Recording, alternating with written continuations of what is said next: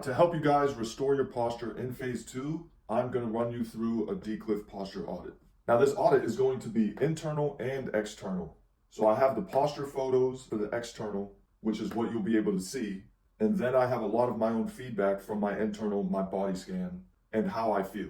When you combine these two things, you get a lot more feedback and data to form your hypothesis. And the main thing we want to do with the hypothesis is figure out what's wrong, what is the root cause of all of these symptoms, and then we can figure out how to solve it. So a quick review of the body scan. I am breathing to calm down my nervous system stress response so that I can actually listen to the data or the sensory inputs that my body is giving me, which is happening all of the time. My body is always sending me signals. The problem is if we get caught up in the emotional response to those signals, we kind of cut off that communication line, and that gets in the way of us solving the problems.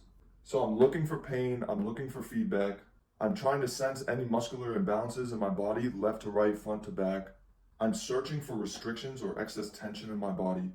I'm trying to get a sense of where my weight is being distributed, and I'm asking myself, can I find a sense of ease in my current posture as it is without getting dominated by gravity and by compression?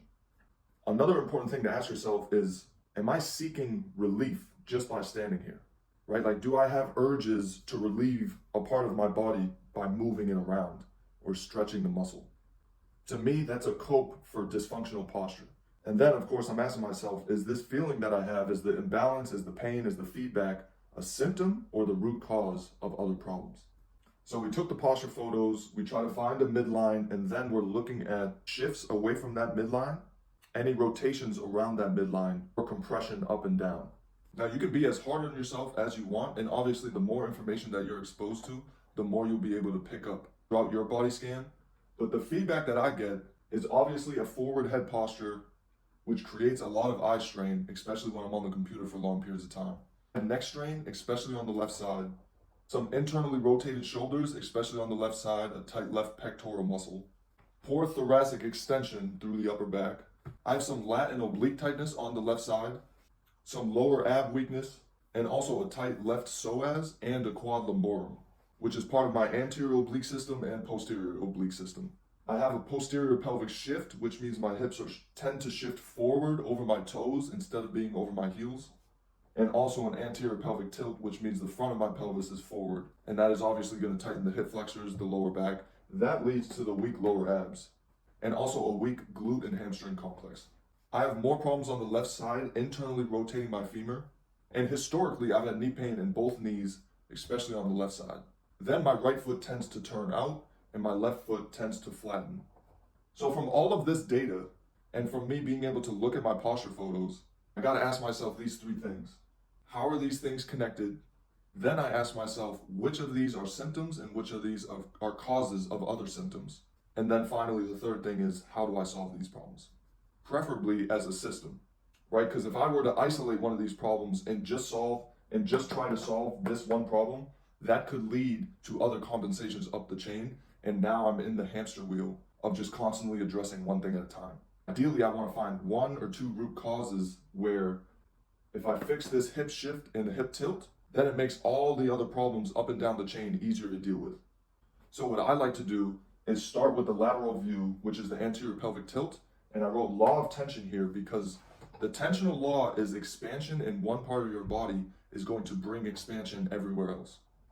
So for me, even in this sitting posture, if I can use my inhale to bring in more expansion in my core, with the right mechanics of course, then it will help me expand my thoracic, which will fix this forward head position. When I expand through, my head is just naturally falling over my rib cage. And if I can get rid of the pelvic tilt, that will allow my femurs to internally rotate more fluidly. That should fix the foot position, and with this entire connected chain, I will have much less knee pain. So the first thing that I want to do is address the anterior pelvic tilt. Then I fix my breathing mechanics in sitting and standing posture. And then I try to build the core, the glutes, and the thoracic strength and also endurance so that this integration becomes my default settings and I no longer have to think and cue myself for the rest of my life. And so part 2 of this would be connecting this whole entire picture with your movement and injury history.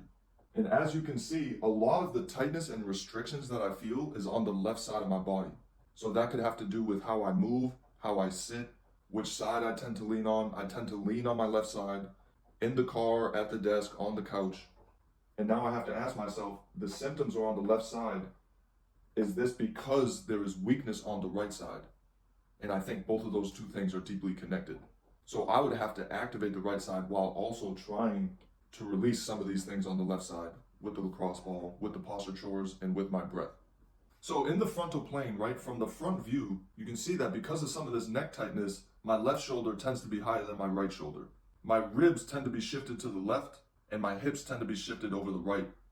And an easy thing to notice in most of these posture photos is that if one part of the body goes left, the next part of the body has to shift over right, because our body is always trying to find that center of gravity, and it's always trying to protect the head and the vital organs.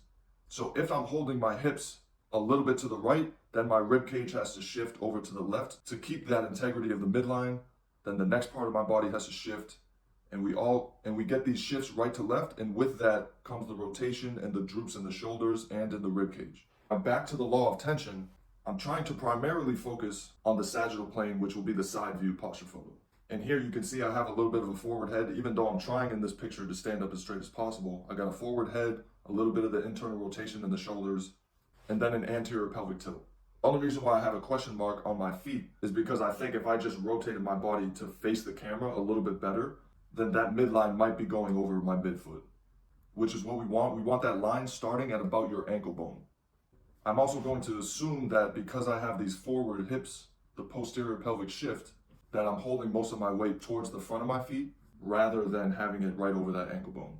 So again, the first thing that I want to fix is this anterior pelvic tilt and the posterior pelvic shift. I want to shift my hips back over the ankle bone to get more weight in my heels in this standing posture. And then I also want to fix the anterior pelvic tilt and breathe in more expansion into my rib cage. If I can do those things, I think a lot of these symptoms are going to subside. And what's really cool about this process is fixing some of these, I no longer have any pain. I have tightness, I have a lot of things that I need to address, but I can get out of bed each morning pain-free. And the best part about all of this, solving these issues makes it easier to move, obviously gets you out of pain, and then these things make you more athletic. So for all the people that are asking for the quick fix to jump higher and run faster and do all of these things on the basketball court, if you can't fix this foundation, no amount of plyometrics is going to help you. This is fixing the foundation before you build the house.